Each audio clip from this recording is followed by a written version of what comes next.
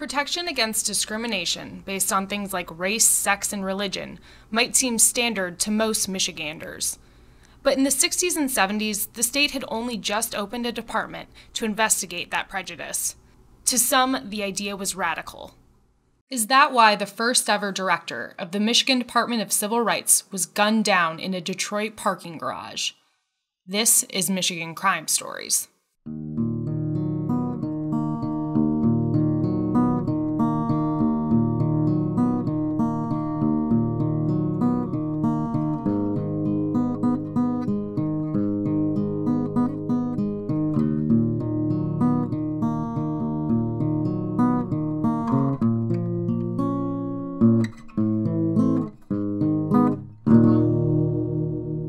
Michigan Crime Stories is a podcast that explores murder, mysteries, and mayhem in the Mitten State. Criminal behavior has always enthralled us. It's when society's determined what is and isn't allowed. We assume heinous crimes are committed by monsters, individuals we dehumanize in an effort to make sense of their deeds. Their victims sometimes seem distant, just faded names in a passing headline.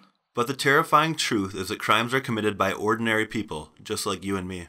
And many of those crimes happen in our own backyard. My name is Gus Burns. My name is Darcy Moran. We're reporters for MLive.com and your hosts for Michigan Crime Stories. This episode, as told by MLive political reporter Emily Lawler, is titled The Unconfirmed Assassin.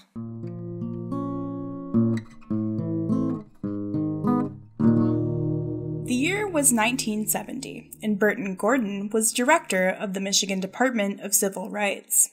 A former Army captain, news reporter, and social worker with a background in civil rights work, Gordon moved to Michigan from Philadelphia to become the first director of the department, established just a few years earlier to investigate allegations of discrimination. Bruce Miller, a Detroit area attorney, remembers him as a good friend and neighbor. Their families lived on Chateaufort Place in Detroit. He was a very straight-up guy, very bright. I think he was an excellent administrator, and he was a very nice guy, a very decent guy, very likable guy in my opinion. It was an era where tensions were boiling over. In the late 1960s, Black Michiganders were moving into white neighborhoods, and the integration sometimes set off violence. The department was on the ground during the 1967 Detroit riot, and much of its early work focused on preventing racial violence in other cities. Here's Wanda Saxon, a secretary who started at the Michigan Department of Civil Rights in 1968. And at that time, then you had all the riots going on in Detroit, and our office in Jackson had windows shot out. So it was a concern of my parents. I was just out of high school, 18 years old, but I stayed there. In that atmosphere, Saxon said, Gordon was focused on justice. He was out for people's right to be treated fairly and made sure everybody working in the office was on the same page.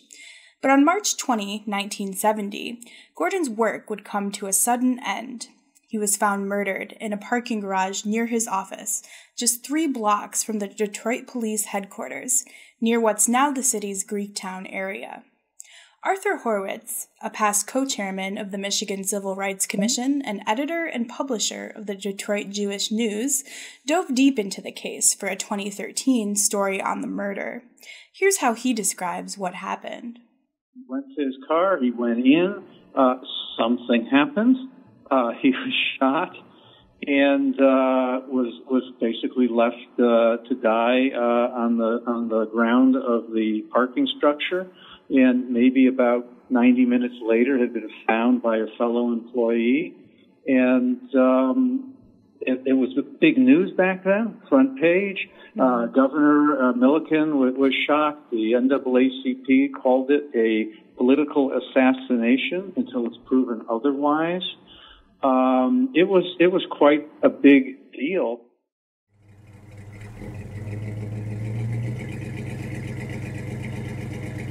According to news reports at the time, Gordon was found next to his car, a 1969 Ford. The car's engine was running. There were gunshot wounds to his chest and back. He was wearing a topcoat along with a hat, which was found under the car. Immediately, the murder of a prominent figure grabbed headlines and the state's attention.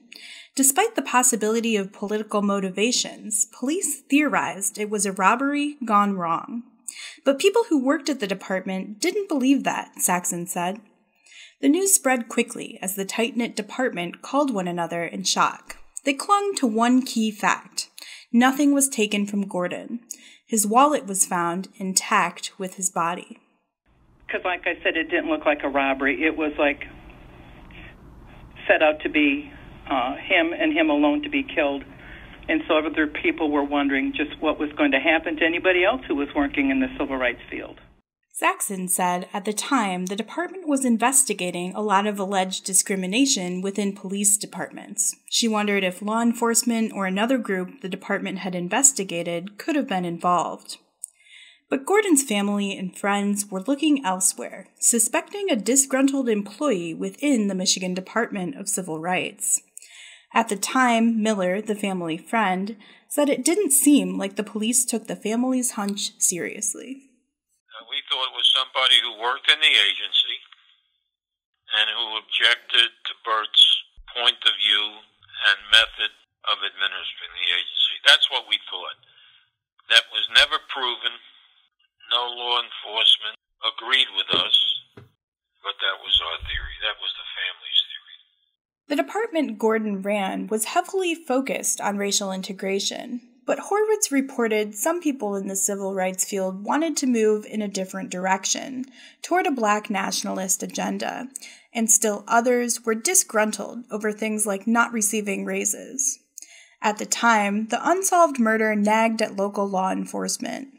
The state police put detectives on the case to no effect.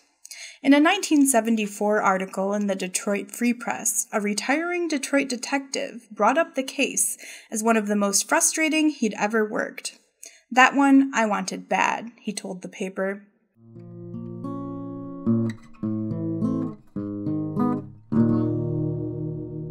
In 2013, the Michigan Department of Civil Rights director persuaded the Detroit police to dust off the old file. According to a spokesperson for the Department of Civil Rights, the file had a person of interest, also a department employee, although it's not clear if it was the same person the families suspected. Realizing the case had once again run cold, Horwitz and the Civil Rights Commission passed a resolution in 2013, memorializing Gordon during the year of the department's 50th anniversary. It acknowledged his legacy and the mystery surrounding his death. Quote, "We may never know who killed Burton Gordon and why. While we may have to accept that the important historical questions of his death will forever be unanswered, we must not allow ourselves to forget the life of Director Gordon," the resolution read. Horwitz said the resolution was important because it recognized a leader who laid the foundation for the civil rights protections Michiganders enjoy today. We had the, Elliott Larson Civil Rights Act was passed in the 70s. Well, it's a wonderful piece of legislation that still needs some expansion, that's for sure. But at the same time, would you have had an Elliott Larson Civil Rights Act or an act written the way it was if you didn't have a Burton Gordon come before that and help to lay the groundwork for that? The Commission's recognition of Gordon's legacy brought some small amount of closure, or at least acknowledged the mystery surrounding an important leader's death. Still, Horwitz would like to see the slaying solved. So, to me, my guess is today, in 2018, perhaps the last hope is if there's somebody who was on the staff of the Department of Civil Rights then, who, for whatever reasons, saw something, maybe hasn't been in a position or felt the urgency or need or desire to share it, who maybe has one more thread that can be followed that maybe gets this solved. Because otherwise, Burton Gordon, as his son, when I had talked to his son, had said, I don't want my father to be a footnote in history when it comes to civil rights or civil rights in the state of Michigan, and hopefully we'll be able to find a way for that not to happen.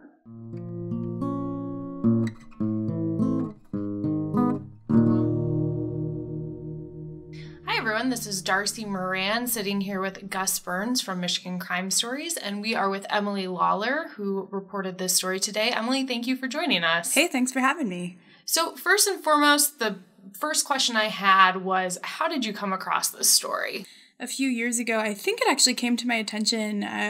I covered the administration for a while. One of the boards that I covered was the Civil Rights Commission, and they kind of took a lot of initiative around this and around honoring Burton Gordon's life and contributions, early contributions to the department. So that's kind of when I got interested in this issue. And then, of course, it's just a very intriguing, I guess, mystery in Michigan's political history. One thing I was curious about, since you work in Lansing, what does the Civil Rights Commission do exactly, and how has it changed since the time of his death?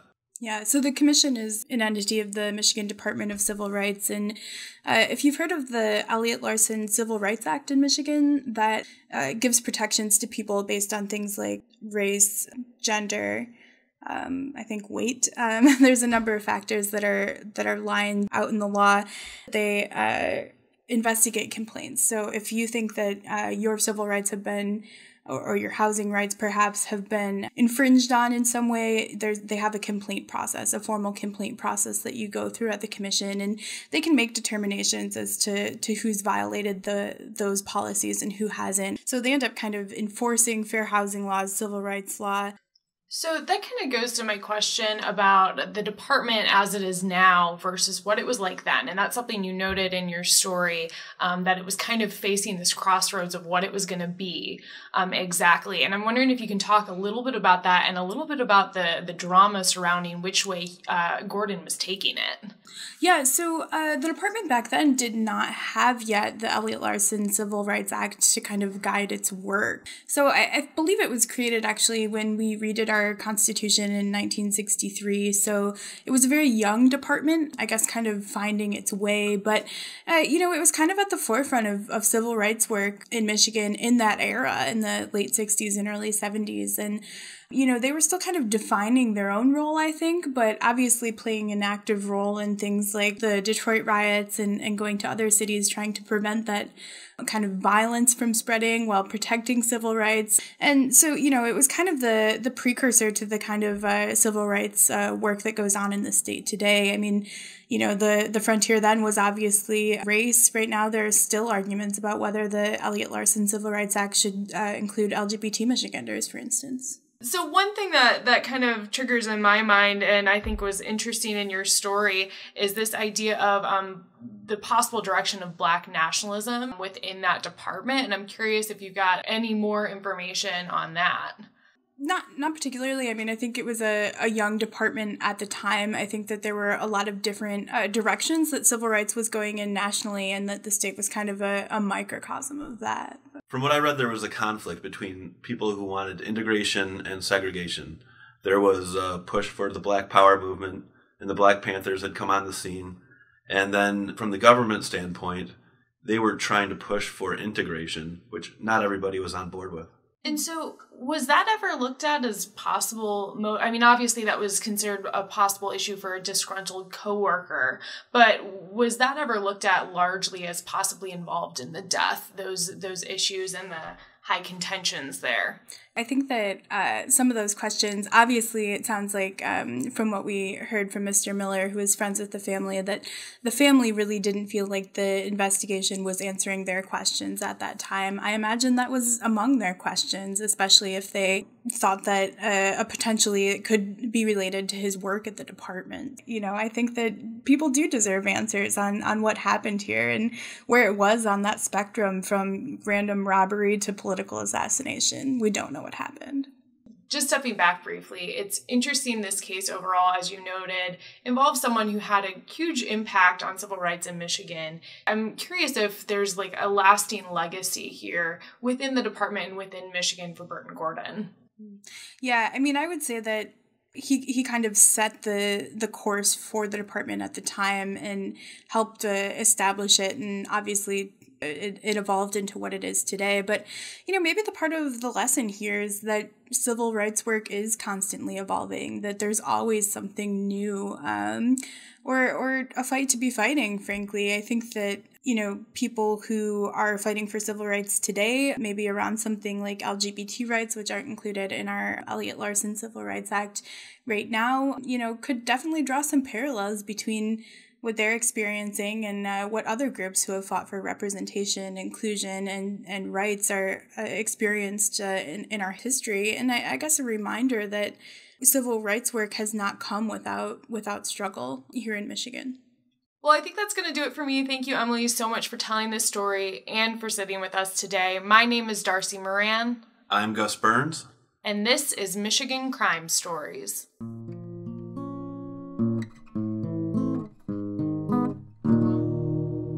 Thanks to Bruce Miller, Arthur Horowitz, and Wanda Saxon for speaking with us, and thanks to the Michigan Department of Civil Rights for its help with this episode. Also, thank you to you for listening. If you have crime stories you want to know more about, give me a shout at dmoran@mlive.com. That's DMORAN@mlive.com. I'm Darcy Moran, and this is Michigan Crime Stories.